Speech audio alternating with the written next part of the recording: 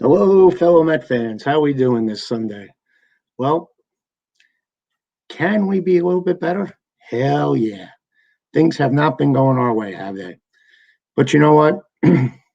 Baseball is baseball. We're Met fans. We expect everything to be unexpected. And this year, to sum it up, has been expect the unexpected. We didn't expect to be this good team we were. And the beginning of the year, for about two-thirds of the year, and we expect to be this bad team we were for about the last third. Now, in a nutshell, as someone who watches just about every Met game there is, I still say that this all began the free fall when Jacob DeGrom went down. He was the heart and soul of the New York Mets. And I still say, I'm not saying he was going to pitch the way he was going to pitch the rest of the year, but he would have won the Cy Young Award. And I think he would have been MVP of the National League. But sometimes things just aren't meant to be. Uh, Now you're probably also saying, "Whoa, Stan, what's going on? You're doing a YouTube cast. You usually do a podcast." I'm switching it up to see which you guys like better. I think a YouTube cast may be more informal, where you guys can actually see me talking. And if you want to, you can hop on board and ask questions. And I'll be scheduling these in advance. It looks like I'll be going on around 8:15 every morning. Doing and what it is, this going all these YouTube casts are going to be on my Baseball Way of Life channel, and you'll be able to find that with our sister group Baseball Way of Life. I'll be doing one of those a day at 7 a.m. and doing one for our beloved Metropolitans at 8:15. We're going to try this for now. Hopefully, it sticks and it starts gaining steam, and you can watch both. And they'll all be located in one place, and that's in the Baseball Way of Life YouTube group. I hope you enjoy it this way. I'm not saying the podcast is out of the way, but I think this is more personable if I actually do this. And the beauty of this is you can watch it live, you can watch it on YouTube, and it's more accessible, I think, to you people. And you can leave comments, and I can comment on what you're commenting on. And if you ever want to hop on board and join me for one of these broadcasts, the more the merrier. Anyone who wants to talk New York Mets with me, we can share the screen. I can have, I think, up to 9 more people on here, but that's wishful thinking at this point. But if anyone ever wants to come on, you can come on. And if you want to leave a comment, a suggestion for these YouTube casts, I'm a PHILSTAN41 at gmail.com. We'd love to hear from you.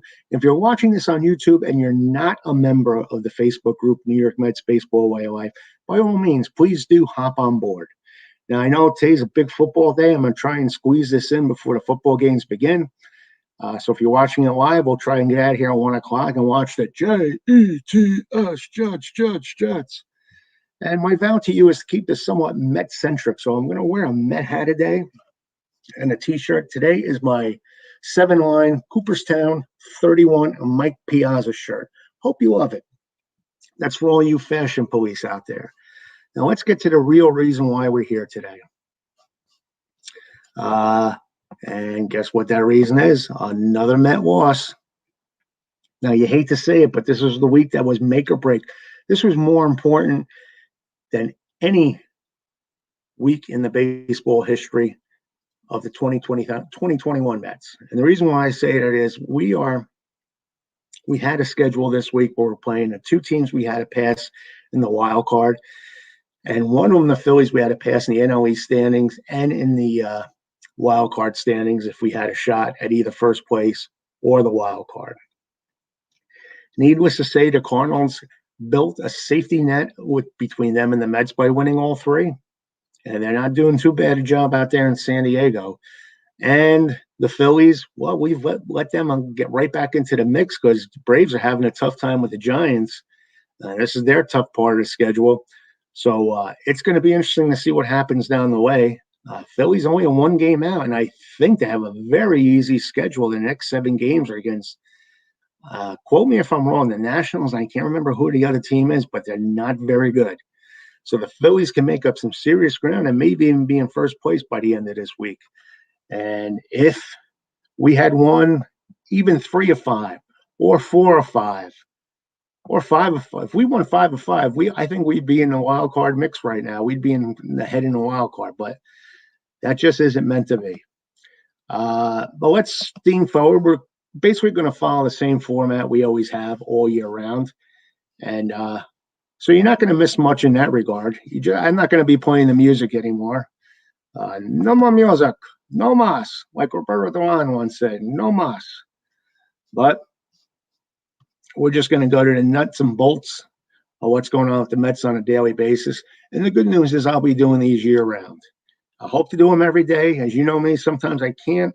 Like I said, my goal is to do 7 o'clock for Baseball Way of Life and 8:15 in the morning for New York Mets Baseball Way of Life. The weekends may differ time-wise, and if they do, I'll let you know what the time is going to be. But let's move on and talk about the Mets as we know them right now. Now, let's be honest. The playoff atmosphere and talk and hopes are muted. Now, the only goal is, and it's not much of a goal, is can the Mets avoid a losing season? And I'll be honest with you, it doesn't look good for the orange and blue. First place under 500 is what I'm predicting. Now, in the beginning of the year, those of you who follow my podcast, and now it'll be here on YouTube, hopefully going forward, know that I did not think the Mets were going to win the pennant this year. But that's that. And the Mets took another step backward Saturday night when they weren't particularly sharp on any front in their 5-3 loss to the Phillies, 5-3. It was their 5th straight loss, and that caused the Mets to fall below 500 with 13 games remaining. Anything worse than a 9-4 finish will assure the Mets of a 4th losing season in their past 5 and their 2nd straight under Willie Rojas. So just to get to 500, we're going to play almost, I think it's about 700 ball the rest of the way, and that's tough. Winning 9 out of 13 is tough. And as we all know, playoffs are always the main goal, and the record really doesn't matter after that if you don't make the playoffs. I guess there's a pride factor. You can say you finished 500 or above, but that's only for the people who keep the records on this stuff. To me, it's playoff appearances that mean everything. If you're not going to make the playoffs, it doesn't matter if you're 5 games over 500 or 5 games under 500. But the one thing the Mets are doing is they're putting heat on the Atlanta Braves by basically laying over and playing dead for the Phillies, who are now within a game lead of the NL East. After the Phillies play the series finale against the Mets on Sunday, they'll have 7 straight games against the Orioles and Pirates. I was wrong. I just did a fact check. I looked at my notes here, and it's the Orioles and Pirates. I thought it was the Nationals, but it's the Orioles and Pirates. And you can't ask for a better schedule than that. Now, wouldn't the Mets love to be in a position like that? Hell yeah. And even Willie Rojas, who's been saying, we still got to stand a chance, we still got chances. The chances are diminishing, but there are chances, so we can't hang our heads just yet. I guess Willie believes in the fat lady. It's never over till it's over, and God bless him for doing so. But yesterday, once again, Cookie Carrasco, his first inning struggles continued. As the second batter in the game, Gene Segura cleared the left field fence to give the Phillies a 1-0 lead. Now, Carrasco escaped the rest of the frame unscathed and actually dropped his first inning ERA from 15 to 14.40. Congrats, Cookie. Now, Segura blasted a 2-run homer in the third that extended the Phillies' lead to 2-0. The homer was Segura's 14th of the season. And guess where he got 4 of those home runs this year? Yes, against our Metropolitans. And behind 0-2 in the count, he jumped on a slider from Carrasco and launched a shot over the left center field fence. He hit. I knew it. I was watching the game yesterday. I knew as soon as he hit it, that baby was gone. Now, the Mets gave Carrasco a chance by allowing 2 earned runs on 5 hits over 6 innings with 5 strikeouts and 2 walks. Carrasco kept the Mets in the game last Sunday against the Yankees by allowing 2 earned runs over 5 innings. And his ERA dropped to 5.24, the lowest it's been since following his 3rd start of the season on August 10th. Now, Cookie missed the first 4 months of the season rehabbing from a torn hamstring. We were counting the days for Cookie to come back. We'd say he's going to be the savior. He's going to be one of those guys that's going to carry us into the pennant race. Well, sometimes things don't always happen the way you hope to. Now, Freddie Galvis' RBI double in the 7th against Brad Hand placed the Mets in a 3-1 hole. Hand allowed a double to Brad Miller leading off the inning for unleashing a wild pitch. Trevor May entered and allowed a 2-run double to Bryce Harper that widened the Mets deficit to 5-1. Two of the runs inning were unearned after Pete Alonso dropped a pickoff attempt with Abdul Herrera on first base. Now, it's good to see Brandon Nimmo back this weekend, right? Now, in his second game from the injury list, he smashed a triple against Aaron Nola in the sixth that led the Mets to a 2-1 score. So they were down only by a run. As Francisco Lindor's ground out brought in Nimmo, and Nola was finished for the night after the ensuing batter, Alonso, walked. Left-hander Jose Alvarado, he can bring the heat. I was surprised that he throws that hard. He entered and struck out Michael Conforto on 3 pitches to escape the inning. Dominic Smith, who has disappeared into Never Never Land, delivered a pinch hit RBI single in the 7th that brought in the Mets' second run of the game. Nimmo launched a homer leading off the 8th against Hector Neris that pulled the Mets within 5-3. Now, Nola lasted 5 2/3 innings and allowed 1 earned run on 4 hits and 1 walk with 9 strikeouts. And this guy didn't do nothing but strike the Mets out. Remember in his previous appearance against the Mets on June 25th?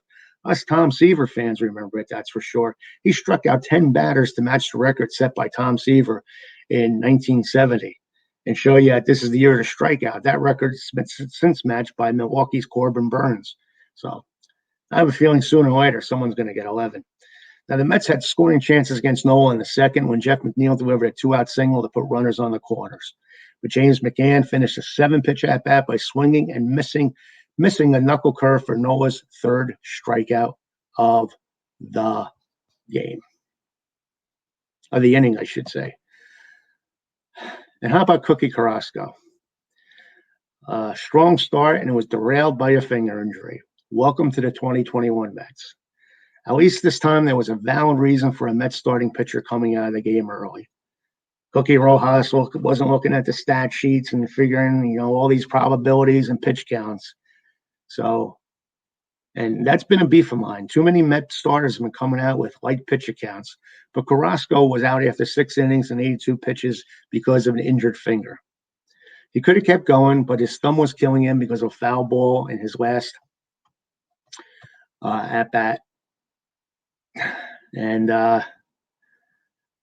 it just snowballed from there for the Mets. And that's the reason why he couldn't keep going. So once again, for all you people who want the designated hitter, there's another reason for you to say we want the designated hitter, because Carrasco, if he wasn't batting, would have kept on pitching. And when Carrasco came out, the game got away from the Mets. Relievers Brad Hanna and Trevor May combined to allow 3 runs, and the Phillies went on to beat the Mets for the 6th straight time at Citi Field. Now, that's embarrassing. Between you and I, I'm not that happy when Philly fans get to cheer in our home ballpark. And it stung. I mean, Friday night, you got to give the Philly fans credit. They even like the Phillies are hanging on by a thread. Their fans traveling, came to the ballpark. Now I had a few sitting around me. And that's one of the reasons why I really don't like going to opposing ballparks, is hearing the other fans cheer against your team. But when it happens in your ballpark, that kind of sucks. Now, Carrasco did pitch after his last at-bat, but the feeling his thumb got worse, and he was having trouble gripping the ball, and his thumb become numb. Hey, there's a rhyme. I'm a poet and don't even know it. His thumb become numb. He couldn't hold the ball. And the performance followed a similar pattern for Carrasco. A shaky first inning, but a strong effort overall. Like I said, he gave up Segura's homer in the opening frame on a first pitch fastball for just 1 run the rest of the way on another Segura homer. He gave up 3 other hits, struck out 5, and walked 2 over 6 strong innings. So maybe this is a preview of what we can expect from Cookie next year. I sure hope so. If you take away those 2 bad pitches, the 2 homers, he looked good. And he actually pitched very, very well. But, a pitch is a pitch. They're all part of the pitch count, and they're all part of the game. Now, like I said, he has an ERA of 14.44 in the first inning and a 2.60 ERA in all other innings. Is it time to maybe have a designated starter for the Mets and bring Carrasco in the second inning? Who knows? But he hasn't allowed more than 3 earned runs in any of the past 6 starts, 3 of which the Mets have won. Obviously, the Mets want him to stay in there longer. And last night there was an excuse. His finger didn't allow it. But it didn't sound like there was something that would prevent him from making his last start. Now, Carrasco isn't giving us much concern, but maybe Seth Lugo is. Lugo's most recent performance was something of a red flag to the Mets. Right-hander has been the team's most consistent reliever, one of the most consistent relievers this season. But the manner in which he missed with pitches Friday, and I was at that game when he surrendered 1 run in the 7th inning against the Phillies, caught manager Luis Rojas' attention. It was the second straight appearance Lugo was scored upon, and he surrendered 2 runs against the Cardinals in 1 inning of work Wednesday. And the command got him, and that's not something you usually see with Seth. So he's the type of pitcher, when his command is on, he's great, and he has to have that good command. And to be missing sidearm like that, it was worrisome a bit. But, this part of the year, things are falling apart. You don't know what the mental state of some of these guys are, so I'm going to give him the benefit of the doubt. Although we must keep in mind that Lugo had surgery to remove a bone spur from his right elbow in February. They didn't pitch for the Mets until June. He entered Saturday with 3.56 ERA in 42 appearances. Overall, a pretty damn good year. Sometimes it takes pitchers longer to recover from a rough outing, so maybe that's the case with him. Maybe it's just a little bump in the road. But, it's all part of the season. There's highs and lows, and maybe, I don't know. What are you going to say? I can make excuses for every guy on the Mets. What are you going to do? And the good news is Noah Syndergaard is scheduled to face hitters in live batting practice on Sunday, after which he will be evaluated for a potential minor league rehab assignment or addition to the Mets roster. Rojas indicated there hasn't been discussions yet on the parameters for Syndergaard's usage. Now, the right-hander is under consideration for a bullpen role. As previously said, he is limited to throwing fastballs and changeups, no sliders or curveballs this season as he attempts a return from Tommy John surgery. Now, let's face it, Syndergaard hasn't really been a reliever his career. So the Mets probably have to be a little bit careful on how they treat this. I say, why not have him as an opening starter? Gear up as if you're the opening starter and just have him pitch an inning or two. Because let's face it, we're not going to be having him as a closer trying to win a game that's meaningful for the pennant. Now, Jake DeGrom did throw off the mid-slope of the mound on Saturday, according to Rojas. It was the right-hander's second time throwing from a mound since he was cleared to resume throwing earlier this month. Rojas didn't provide specifics on when DeGrom might be facing hitters in live batting practice. And the last time he pitched, July 7th. Oh, how we miss Jake, don't we? Now, Aaron Woop had allowed just 2 earned runs over his past 46 appearances entering play for 0.44 ERA over that stretch. Overall, the lefty reliever owned a 1.09 ERA and 49 2/3 innings as a reliever. He's twice been used this season as an opener. So there you go. The Mets have used the opener. Sometimes you have to in all these doubleheaders they had. The Mets' record for low ERA by a reliever with at least 50 innings pitched is shared by Tug McGraw in 1969 and Jesse Orosco in 1983. Both relievers pitched to a 1.47 ERA. Now, minor league players in the Mets and Phillies farm systems are wearing teal wristbands Saturday to protest pay that is insufficient for minor leaguers. At least 10 players from the Brooklyn Cyclones and Jersey Shore Blue Claws wore their wristbands with the hashtag Fairball during the High A game in Coney Island.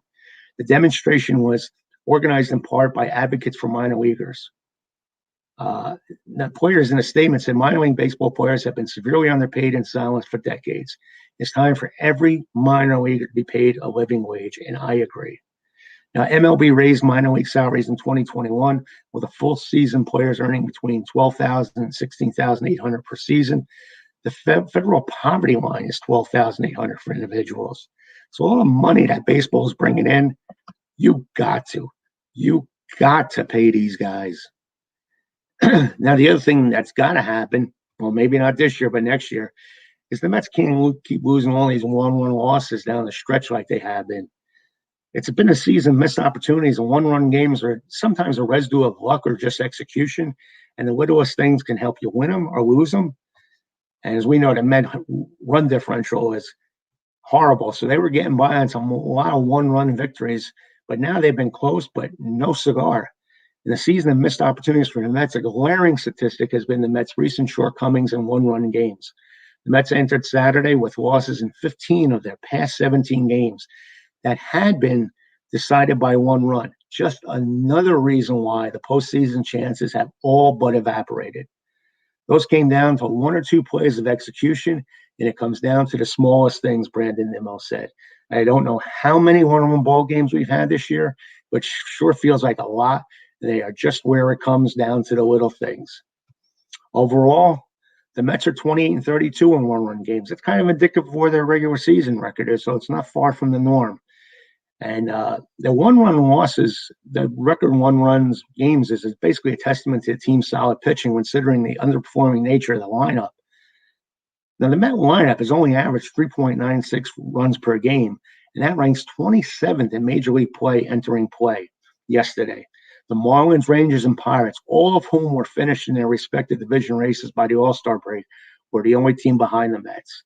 So that kind of tells me the Mets really aren't too far behind them the way they played this year. Now, this homestand's been no different. They're 1-3 in one-run games. The losses to the Yankees, Cardinals, and Phillies. You flip those numbers around, the Mets would have felt better about their long guides of catching the Braves. The three-time defending NL East champions begin play with a 5.5 game lead on the Mets.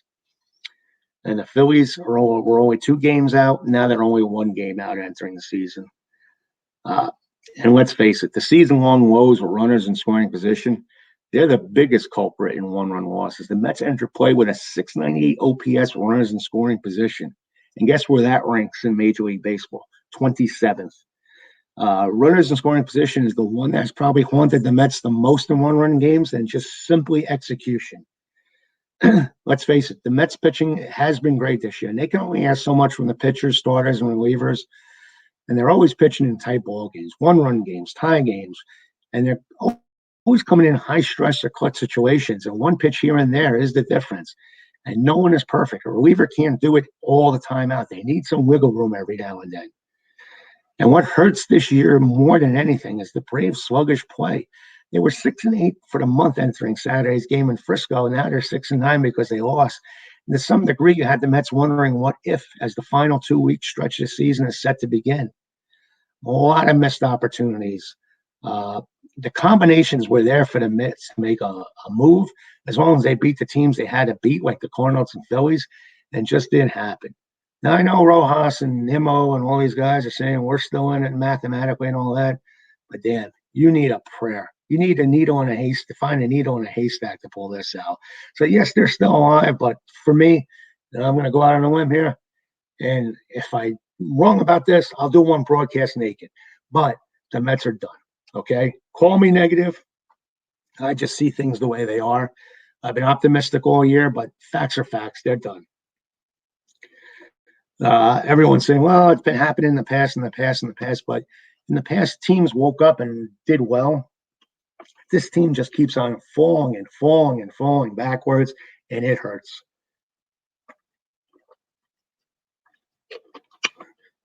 Sorry, the one thing I have to do on my live broadcast here is drink water, because on my podcast I can stop and take a break, take a pee or whatever, but you're looking at me live. There's going to be no breaks here. I'm doing it for you Met fans. I'm doing it for you. And you're talking about this team not taking advantage of the situation. One team that did take advantage of the situation was the 1986 New York Mets. You know what I'm going to be doing?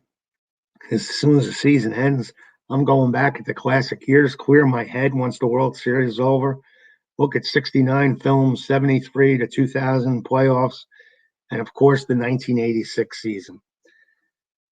That will help more than anything. That was a classic year, and that was a team that knew how to win. But before I start watching the games, you know what I'm going to have to do? And I recorded these. It's the Once Upon a Time series on HBO, the 4-part series. And I've heard nothing but rave reviews about it. I don't know if you guys have watched it. I'm not. I'm saving it for the end of the year. I like to focus on the current year. Then once the season over, I start delving into the past and rehashing. And that's what these YouTube casts will be about in the offseason. You're saying, hey, Stan, what are you going to be doing now with the Mets season over? I'll tell you what I'll be doing. We'll be doing everything we've always done. Trivia.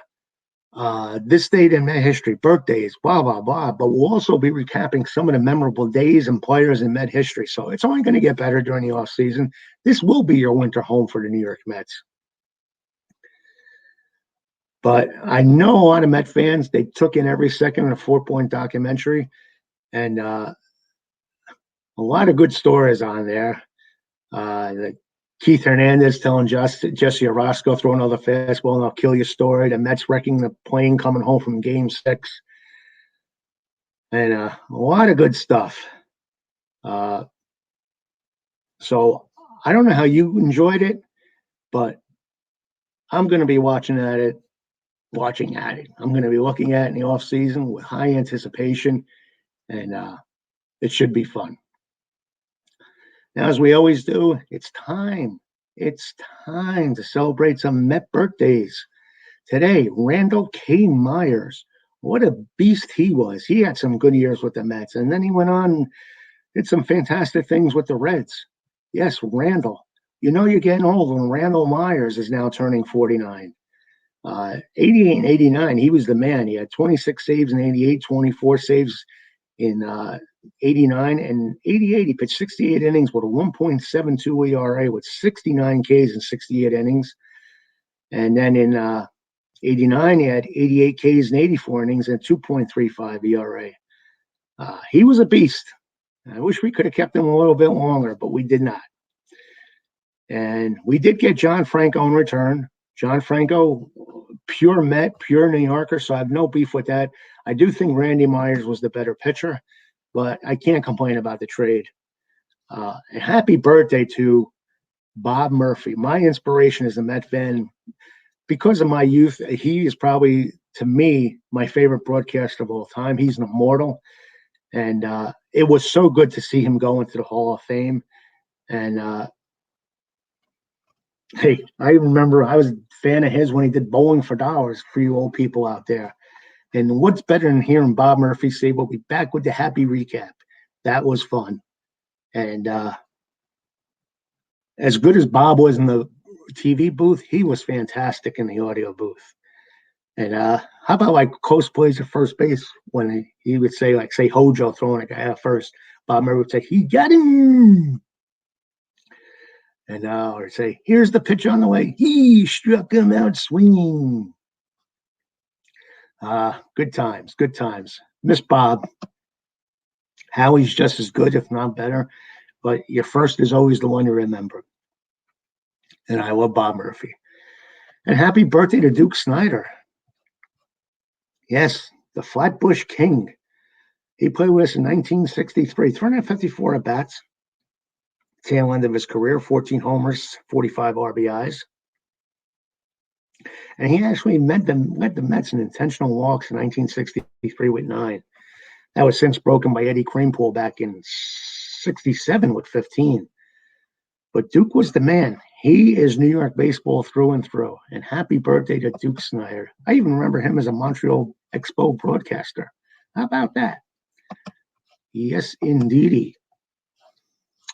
And no transactions to note on this date in Met history. We have some memorable things going on. On this date in 1973, Tom Glavine notched his 20th victory of the season. The Mets beat the Braves at Atlanta Fulton County Stadium 11-2. Now, Glavine became the first National League hurler since Ferguson Jenkins to win 20 games in 3 consecutive seasons. Yeah, Tom was old school even when old school was becoming not the norm. And on this day in 2006, in a game against Florida, Julio Franco starts at third base for the Mets, who clinched the NL East flag Saturday. Yesterday. Oh, boy. Yeah, so the day before they clinched the pennant, and Julio Franco started the next day. I guess you could put anybody out in the lineup, so they gave Julio a shot. And he had not played the hot corner since his rookie year in 1982, marking 24 years between starts at that position. Fun times. And how about in this date in 2007, driving in Jose Reyes with a third-inning single, one of my favorite Mets of all time, El Capitan. David Wright becomes the first Met player in franchise history to collect 100 RBIs in 3 consecutive seasons. The 24-year-old third baseman will finish the season with 107 ribbies. And as always, what's going on in the group, you're saying? Well, we had some good stuff. We mentioned that like the last 7 Met games have been over 3.5 hours. Well, what's going on there? Oh, my God. Need to shorten these games. Then I asked, will the Mets sign Marcus Stroman to a long-term contract? 100% of you. I said, should they? And 100% of you said yes. Glenn Scher says, sign him 4 years, $100 million. Jason Lynch said, as long as they still plan on signing Syndergaard, he should be 100% next year and have a full year to prove himself. Can't see him not accepting qualifying offer after being out 2 years. Ron Davis says, I would sign Stroman and give Syndergaard a qualifying offer. Good points from you all. Again, those are some of the things that we discuss every day in the group. And like I said, if you're not a member of the group and you're on Facebook, please do join. It's New York Mets Baseball Way of Life.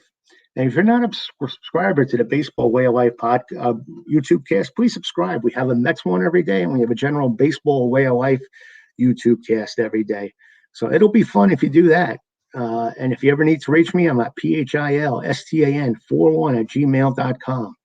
Now, we're going to go and do the trivia question, because you guys love your trivia. Yesterday's trivia question was, who is the last Met player to hit for the cycle? Now, yesterday's Jeopardy question was, became only the third player in the post-World War II era to make his MLB debut at age 40 or older. And he became only the third player in the post-World War II era to make his MLB debut at age 40 or older.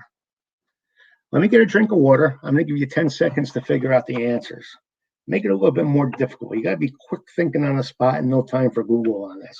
So think them over.